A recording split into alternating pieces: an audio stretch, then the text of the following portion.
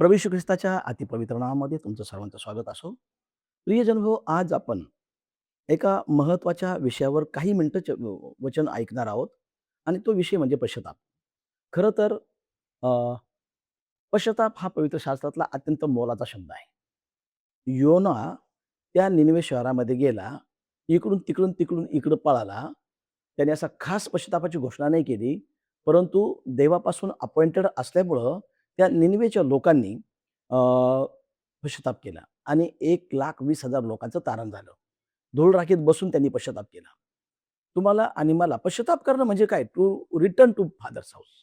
होशेचा ग्रंथ याचा 6वा अध्याय आणि पहिल्या वचनामध्ये जसं म्हटलं, की चला आपण परत परमेश्वराकडे जाऊ. म्हणजे ही एक अर्थ किंकाळी आहे आपली, की आम्ही चुकलेलो आहे. आम्ही प्रभू तुझ्याकडे परत येतो. आणि ते पाठीमागे वळाले. आपण 4-5 वचनं पाहूया. इयोबाचा ग्रंथ याचा 42वा अध्याय आणि 6वं वचन. त्या ठिकाणी तो अशा प्रकारे म्हणतो, की मी धूळ राखेमध्ये बसून पश्चात्ताप करत आहे. धूळ राखेमध्ये बसून. आता खरं तर त्याचा काही दोष नव्हता. इयोबाचं पुस्तक खूप मोठं आहे. त्याची पत्नी पण त्याला म्हटली, "देवाचं नाव घ्यायचं सोडून दे आणि मरून जा." त्याचं कारण असं होतं, की त्याचं दुःखच खूप होतं. त्याच्यासमोर त्याचे लेकरं, त्याची प्रॉपर्टी सगळं गेलं. प्रॉपर्टी कदाचित परत कमवता येते, परंतु लेकरं, तेच लेकरं कठीण होतं. म्हणजे त्याच्या जीवनावर जो आघात झाला ना, तो महाभयंकर कठीण आहे. परंतु तो 13-15 मध्ये अशा प्रकारे म्हटला, की "त्याने मला ठार मारले." म्हणजे त्याचं कमिटमेंटच एवढं होतं, की तो म्हणतो, की "त्याने मला ठार मारले, तरी मी त्याचीच आशा धरेन." त्याचप्रमाणे त्याचे मित्र अलीपज तेमानी, बिल्दद शुई, सोफर नामाथी हे लोक आले त्याच्याकडं आणि त्यांनी तो कसा दोषी आहे ते दाखवण्याचा प्रयत्न केला.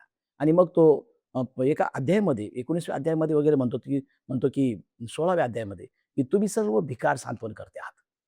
आणि परमेश्वराला तो चिकटून राहिला आणि इथं 42व्या अध्यायामध्ये 10व्या वचनामध्ये त्याला दुप्पट आशीर्वाद मिळाले. परंतु अगोदर तो या ठिकाणी अशा प्रकारे म्हणतो, की मी धूळ राखेत बसून पश्चात्ताप करत आहे. म्हणजे एवढा मोठा मनुष्य अब्रामाच्या अगोदर होऊन गेलेला असावा असं म्हटलं जातं. तर तो मनुष्य अब्रामाच्या काळामध्ये अब्रामाच्या अगोदर असं होऊन गेला. तो मनुष्य म्हणतो मी धूळ राखेत बसून पश्चात्ताप करत आहे. तुम्हाला आणि मला खूप पुष्कळ वेळेस पश्चात्तापाची गरज असते. आपलं होतं काय प्रभूकडे 10 कोटी गेले, बरे झाले. त्यापैकी एकच पाठीमागे आला. आपल्याला प्रभूकडे परत पाठीमागे धन्यवादासाठी पण यायचं नसतं आणि जर चुकलो तर आपल्याला एकमेकांची क्षमा पण मागायची नसते. अर्थातच मला मराठी लोकांविषयी हे बोलायला आवडेल, की आपण आपला मराठी हा जो शब्द आहे ना, हा मरहट्ट नावाच्या शब्दापासून आलेला आहे. मरहट्ट म्हणजे मरेपर्यंत हट्टच करायचा. पण वचनाप्रमाणे तुम्हाला आणि मला आपल्याला वागायचं शिकलं पाहिजे. अजून एक पश्चात्तापाबद्दल एक गोष्ट मला तुम्हाला सांगायला आवडेल, की जेव्हा प्रभू येशू ख्रिस्त ह्या जगामध्ये आले, तर त्यांच्या मुखातले पहिले शब्द होते मत्ती शुभवर्तमानाच्या 3ऱ्या अध्यायाच्या 2ऱ्या वचनामध्ये, की घोषणा करणाऱ्याची वाणी आहे आणि पश्चात्ताप करा आणि देवाचं राज्य जवळ आलेलं आहे. पश्चात्ताप करणं म्हणजे काय? यू टर्न मारणं, यू टर्न मारणं. आपण आपल्या जीवनामध्ये चांगल्या वाईट परिस्थितीमध्ये पुढे चाललेलो आहोत. परंतु जर देव आपल्याबरोबर नाही, तर आपल्याला तो यू टर्न मारणं खूप गरजेचं आहे. उदाहरणार्थ त्या उधळ्या पुत्राने काय केलं? तो म्हटला, "मी उठून माझ्या बापाच्या घरी जाईल." म्हणजे त्या ठिकाणी ही रिपेंटेड त्यांनी पश्चात्ताप केला. ही वेंट रिटर्न तो रिटर्न गेला. रिपेंट, रिटर्न आणि मग त्याच्या बापाने त्याचं रेस्टोरेशन केलं. मग जेव्हा आम्ही रिपेंट करतो आणि रिटर्न जातो, त्यावेळेस आमचं रेस्टोरेशन होतं आणि आमची रिइस्टॅब्लिशमेंट होऊ शकते. आता उधळ्या पुत्रावर मला जास्त बोलायचं नाही, परंतु आपल्याला प्रत्येक बाबीत पश्चात्ताप करणं ही अत्यंत मोलाची गोष्ट आहे. अर्थातच प्रेषितांची कृती याचा 2रा अध्याय आणि 38वं वचन.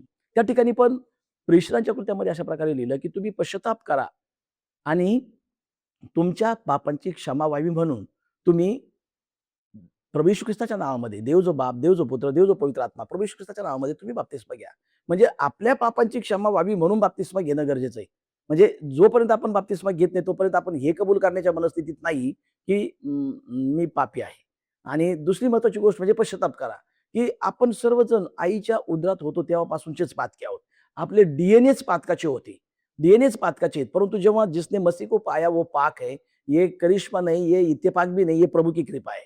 तर आपल्या रक्तात प्रभूचं रक्त मिसळलं, आपल्याला रक्त लागलं आणि तेव्हा आपण पवित्रतेमध्ये आता म्हणजे ख्रिस्त मिळाल्यानंतर आपण त्या पवित्रतेमध्ये चालू शकतो. मग अजून एक महत्त्वाची गोष्ट ती म्हणजे प्रेषितांची कृत्याचा 17वा अध्याय आणि 30व्या वचनामध्ये देवाचं वचन अशा प्रकारे सांगतं, की "अज्ञानाच्या काळाकडे देवबापाने डोळेझाक केली, परंतु आता सर्वांनी सर्वत्र पश्चात्ताप करावा." जर जगाची परिस्थिती आपण पाहिली तर सगळ्या गोष्टी मी बोलणार नाही, परंतु जगाच्या परिस्थितीमध्ये आपण जर पाहिलं तर प्रत्येक राष्ट्राचा, राज्याचा जर अभ्यास केला, तर कुठं-कुठं काय-काय चाललंय हे आपल्याला दिसतं. आणि मग बायबलमध्ये असं लिहिलेलं आहे, त्याप्रमाणे ते चाललेलं आहे. परंतु खूप दुष्टाई, खूप खून-खराबा, खूप वाईट गोष्टी, खूप भ्रष्टाचार, खूप व्यभिचार म्हणजे डोईजर झालंय सगळं.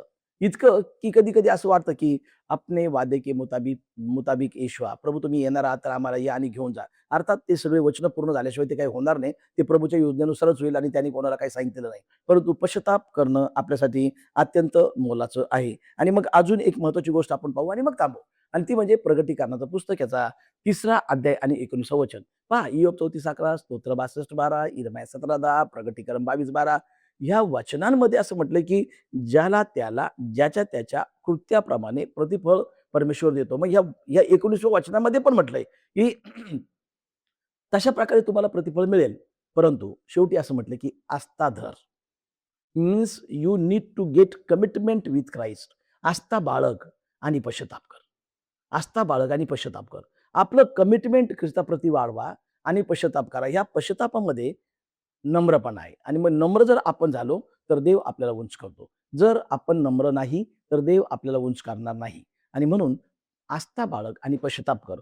तुम्हाला आणि मला पश्चाताप करणं खूप गरजेचं आहे. असं म्हणायचं काहीच कारण नाही, की मी खूप मोठ्या लेव्हलला गेलो आणि खूप असं झालं. आता वेळ संपला, परंतु शमशोन हा खूप मोठ्या लेव्हलचा अभिषिक्त दास होता. मोठे चमत्कार करणाऱ्यापैकी होता. मोठं शक्ती, सामर्थ्य, अभिषेक त्याच्यावर होता. परंतु त्याची एक चूक झालीच, जी तुम्हाला सर्वांना माहीत आहे. शास्त्रीच्या पुस्तकाच्या 16व्या अध्यायामध्ये आणि मग ती चूक झाली तर त्याचा अभिषेक गेला. मग त्याला पश्चाताप करायला फारशी संधी मिळाली नाही. परंतु त्याने संधी इन द सेन्स तो प्रभूला म्हटला, की "प्रभू आता मी पण मेलेलं चालेल, परंतु मला ह्या लोकांना मारू देत." आणि मग त्यांनी पश्चाताप केला असेल, परंतु अकाली मृत्यू त्याच्या जीवनामध्ये येऊ शकला. त्याचं कारण असं, की पश्चाताप करणं पूर्णपणे आणि वळणं प्रभूकडं आणि मग आपल्याला जीवन आणि विपुल जीवन मिळतं. आणि म्हणून जीवनाच्या सर्व क्षेत्रामध्ये समोरचा कितीही काहीही असो, "बाबा माझं चुकलं, मला क्षमा कर. मी देवाची पण क्षमा मागतो आणि मी तुझी पण क्षमा मागतो आणि मी ख्रिस्त म्हटलेल्या वाट खरेपण जीवन मम तू.